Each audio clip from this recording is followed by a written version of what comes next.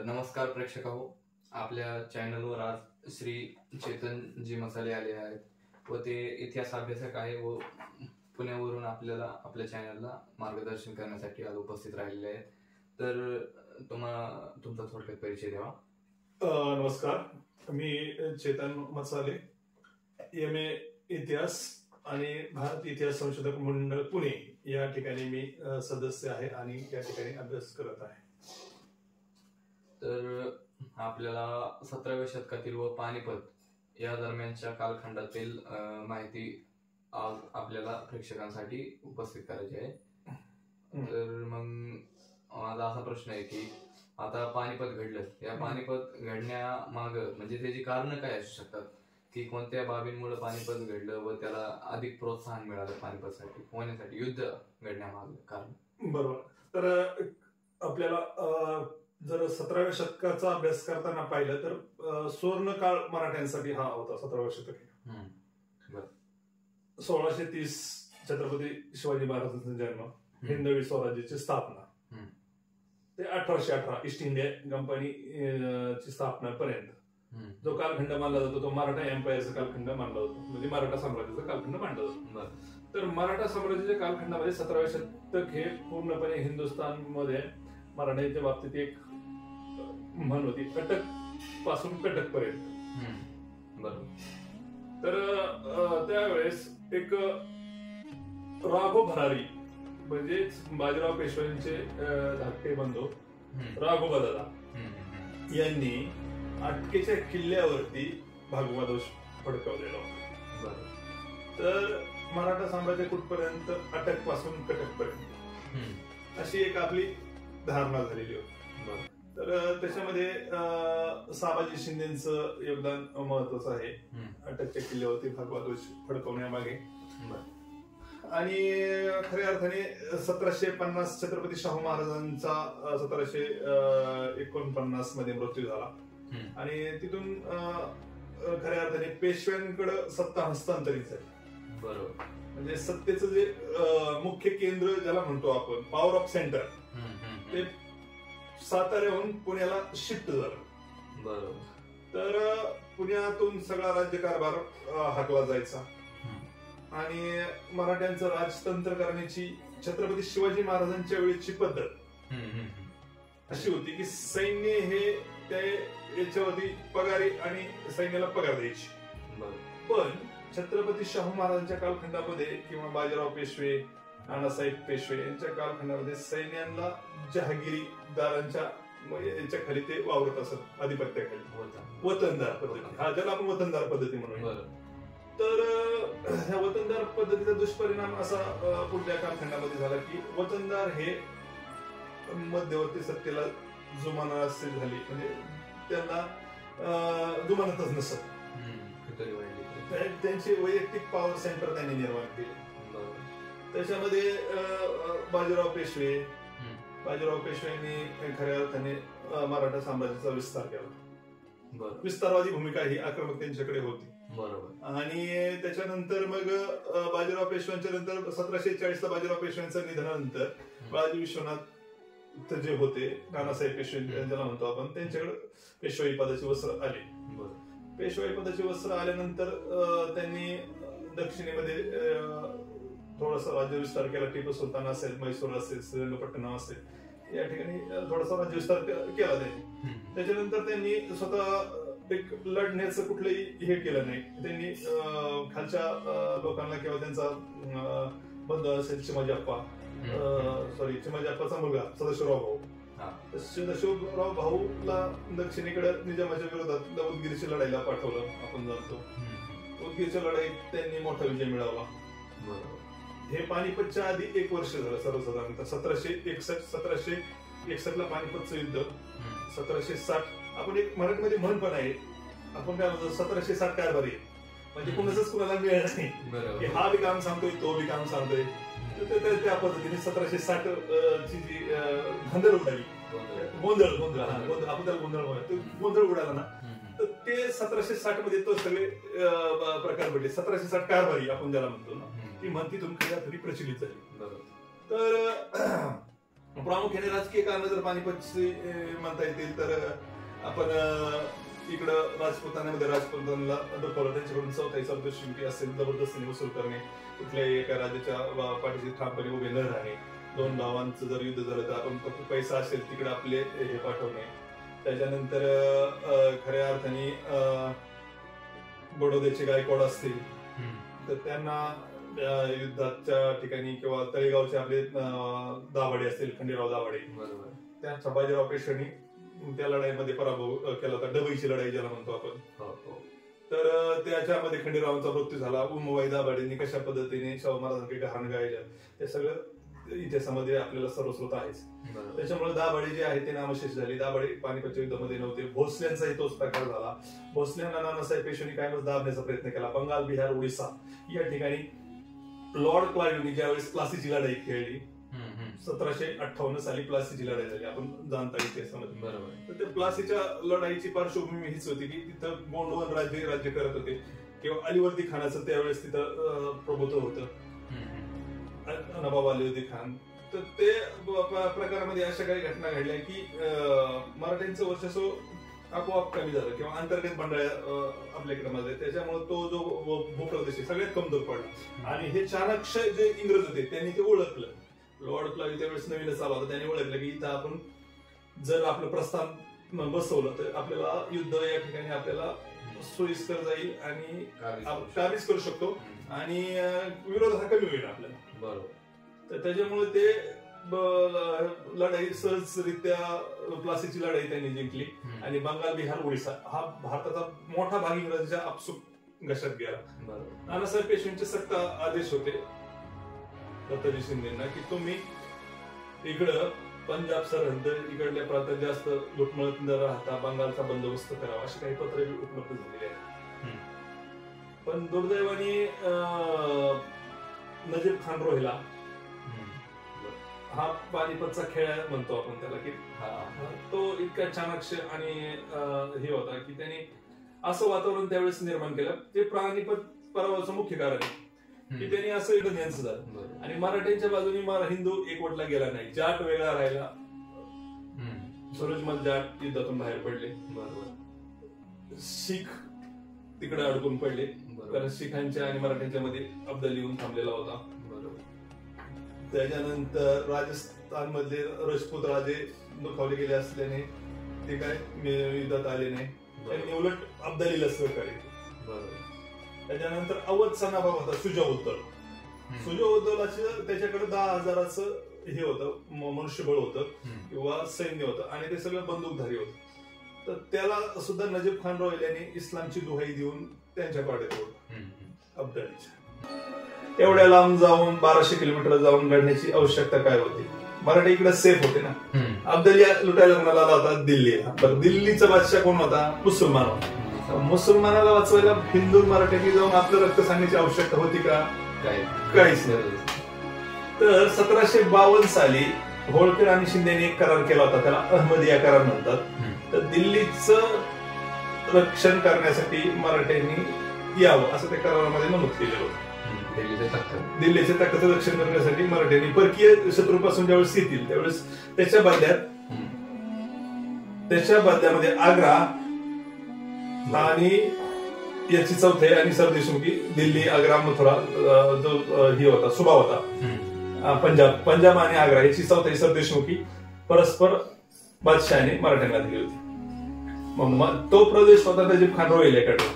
म्हणजे आता तुम्ही सांगा मला, मी तुम्हाला म्हटलो की तुम्ही माझं रक्षण करा, मी तुम्हाला इनामगाव देतो किंवा अख्खापणी जिल्हा तुम्हाला देतो, तर मी देणार कुणीच नाही, माझ्याकडे ते नाहीच आहे.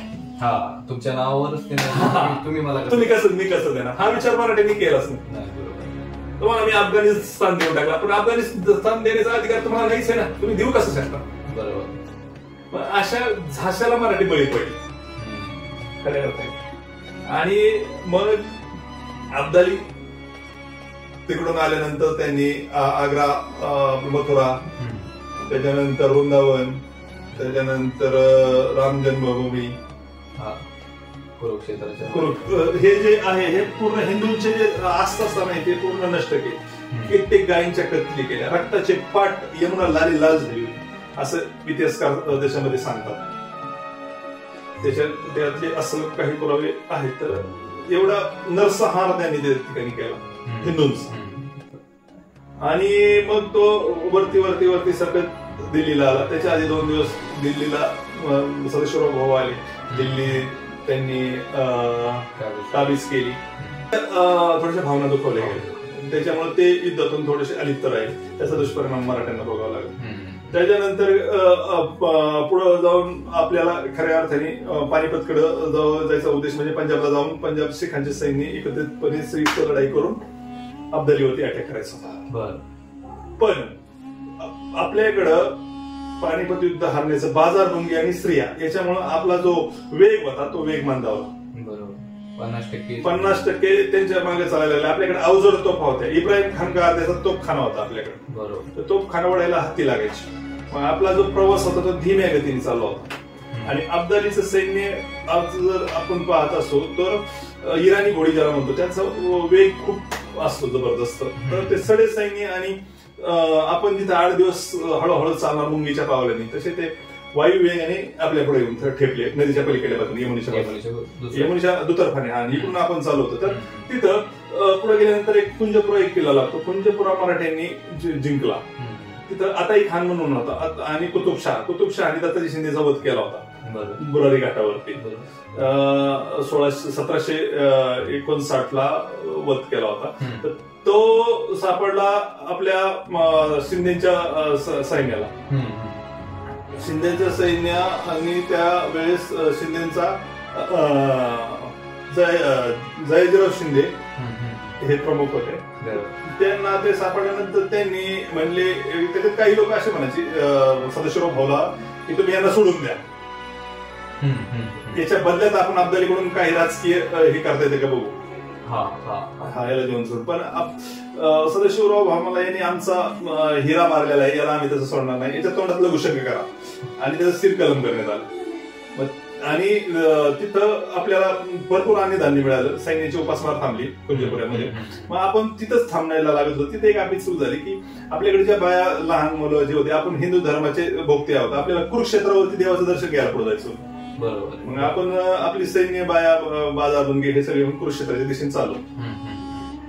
प्रकार असा झाला की कुरुक्षेत्रापर्यंत जाताना आपण तितक्यापर्यंत काय पोहोचलो नाही. अब्दालीनी नदी पार केली यमुना ओलांडली आणि आपल्या पुढे येऊन अब्दाली थांबला. आपला म्हणजे इंतजार करत होता. आपला मार्गात तो येऊन थांबल्याने आपल्या दिल्लीकडची आपली जी मार्ग आहे ना ती सप्लाय लाईन त्यांनी तोडली. म्हणजे आपल्या सैन्याला जे अन्नधान्य पुरवठा व्हायचा ना ते सप्लाय लाईन मध्ये तो येऊन थांबला. मग आपली परिस्थिती अशी झाली की समोर अब्दाली, त्याच्या अलीकडे आपण आणि त्याच्या अलीकडे पुढे कुरुक्षेत्र पंजाब. मग त्या 2 चक्कीमध्ये मराठा सैन्य पिसलं गेलं. 2 महिने आपण त्याचा इंतजार करत होतो. आणि त्याच्यामध्ये मल्हारराव होळकर आणि जानकोजी शिंदे म्हणत होते की आपण गनिमी युद्ध करू. ब्लीड क्रीज ही जर्मनीची नाझी सैन्याची जशी पद्धतीने अति जलद पद्धतीने समोरच्या सैन्यावरती अटॅक करणे, अशा पद्धतीने अटॅक करू. पण त्याच्यात मुख्य अडथळा असा होता की इब्राहिम खान गार्देचा तोफखाना अवजड होता. मग तोफखाना पाठीमागे राहिला असता आणि तोफखान्याचं हे संपलं असतं. मग इब्राहिम खान गार्द्याला वाचवण्यासाठी काही इतिहासकारांचं मत असे की अब्दालीने आपलं याने सदाशिवराव भाऊने सैन्याला 2 महिने असं हे करत ठेवलं की आज करू लढाई, उद्या करू लढाई, आपल्याला सप्लाय लाईन वाढेल. किंवा पुण्याला पत्र व्यवहार करायचा तो दररोज डेली की तुम्ही तिकडून सैन्य घेऊन या. हाशेवर राहिली तुम्ही तिकडून सैन्य घेऊन या. तर इथं प्रकार असा होता की आपल्याकडे बी गोपिकाबाई ज्या होत्या यांच्या मंडळी नानासाहेब पेशव्यांच्या, की त्यांना वाटायचं जर हा जिंकला कदाचित हिंदुस्थानमध्ये, त्यावेळेस उत्तर भारताला हिंदुस्थान म्हणायचे, तर यांचं प्रभुत्व वाढेल, आपली किंमत कमी होईल. म्हणजे हे मराठ्यांकडे पहिल्यापासूनच ह्या गोष्टी आहेत, संकुचित होती आहे. आणि मग त्याच्यामुळं त्यांनी काय ते पत्र ते नानासाहेबांपर्यंत येऊ दिली नाही, पोहोचून दिली नाही. ते पत्रामध्येच मध्ये हे करून टाकली. आणि म्हणजे त्यांचे काय आता नंतर त्या रडल्या किंवा मुलगा गेल्यानंतर विश्वासराव पडल्यानंतर त्यांना अति दुःख झालं. पण त्यावेळेस खऱ्या अर्थाने सप्लायची गरज होती, अन्नधान्याची गरज होती. त्यावेळेस सैन्य अक्षरशः झाडाचा पाला खाऊन जगल्या. 14 जुलै 1761 ला पानिपतचा युद्ध संग्राम चालू झाला. त्यावेळेस बी प्रयत्न करण्यात आले किंवा सुलभ करू किंवा संधी करू, पण नजीब खान रॉयल यांनी ते काही यशस्वी होऊ दिलं नाही. तो खऱ्या अर्थाने पानिपतचा आपल्यासाठी गर्दन काळ ठरला.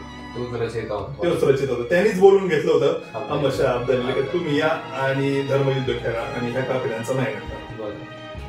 तर अशा पद्धतीने मग 14 जुलैला मराठ्यांचं सैन्य सदाशिवराव भाऊकडे गेलं. भाऊ मंगलला म्हटले की आता उपासमारीने मारण्यापेक्षा आम्ही लढून मरलो, आमच्याकडे दुसरा पर्याय राहिलेला नाही, आम्हाला कायर म्हणून मारायचं नाही, आम्हाला लढवून मारायचं. पुढं वीर मागं खाई.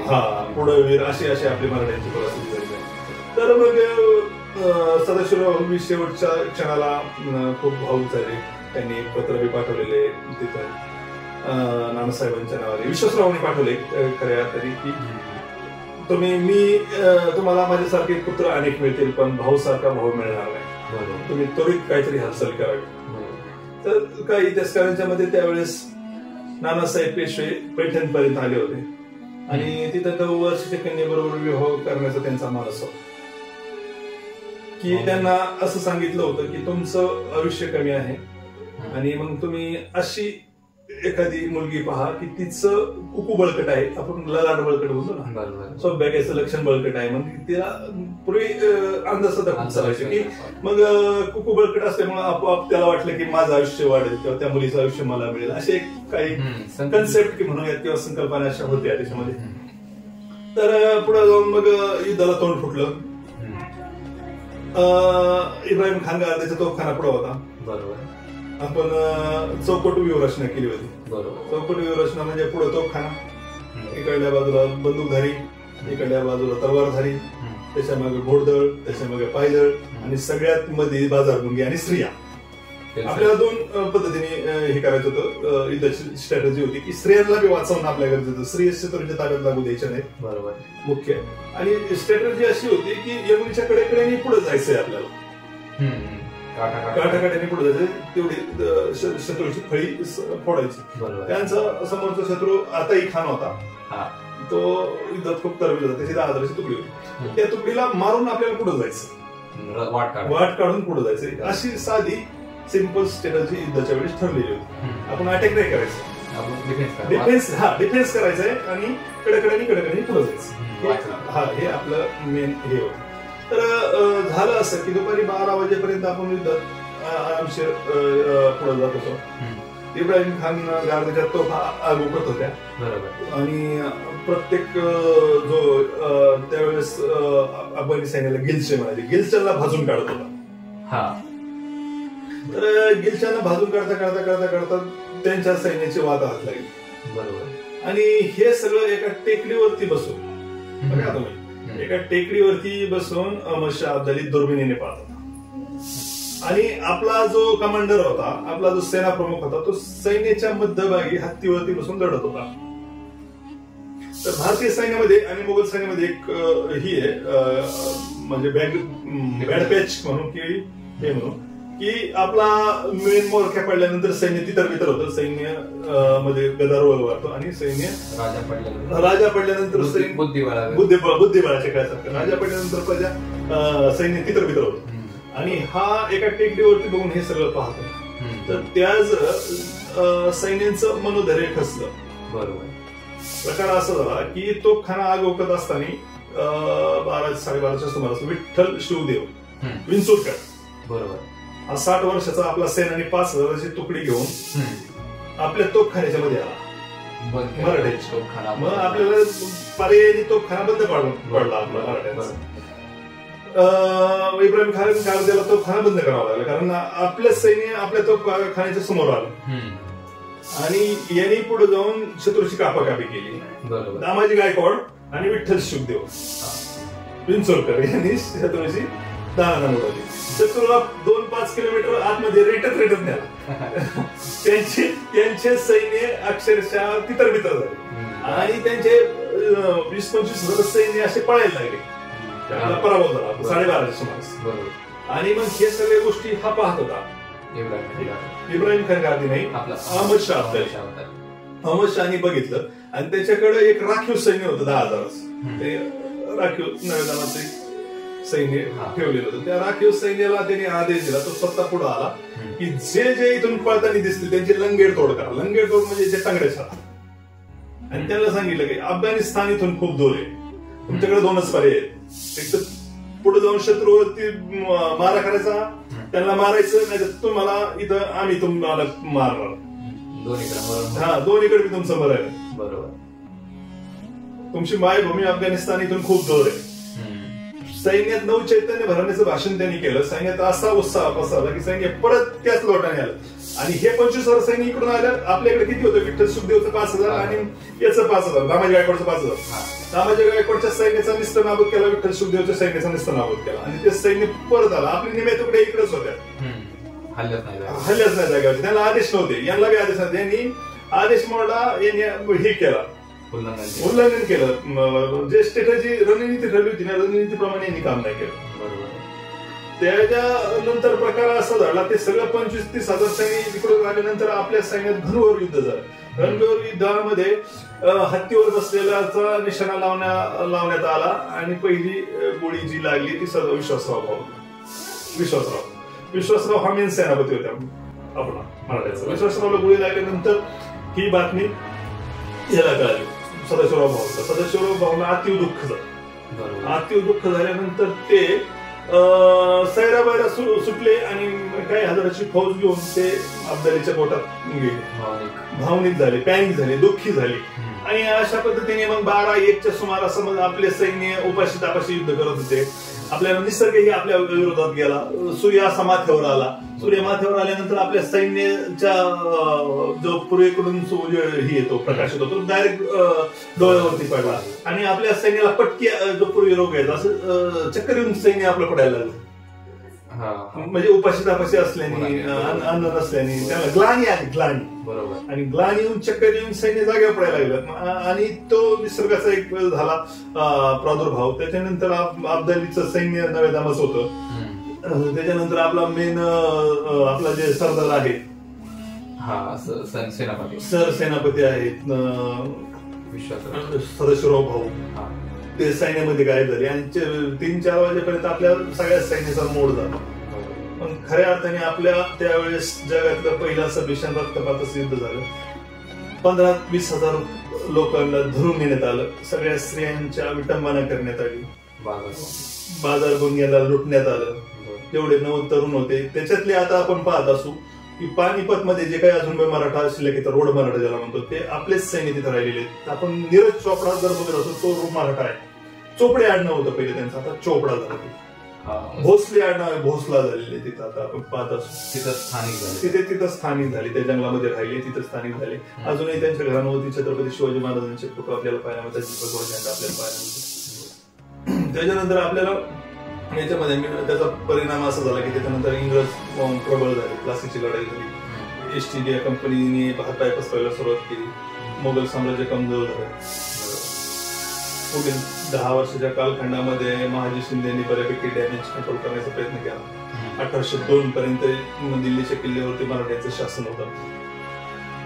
आणि मुख्य काळामध्ये सगळं धन संपदा अफगाणींनी लुटून नेली.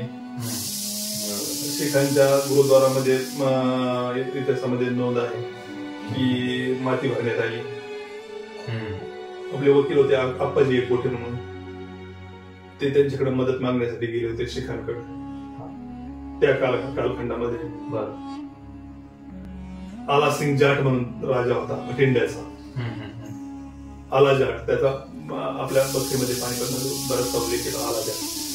आला जाट आपल्याला मदत करू इच्छित होता, कारण जे काही टोल धाडी येत होत्या त्या सगळ्या पंजाब मधून येत होत्या.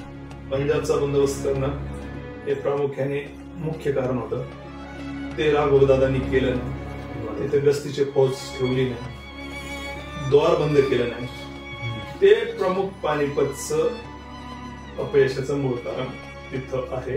राजकीय कारणही त्याला अनेक आहेत, नैसर्गिक कारणही आहेत आणि आपापसातली मतभेद ही त्याचं कारण आहे.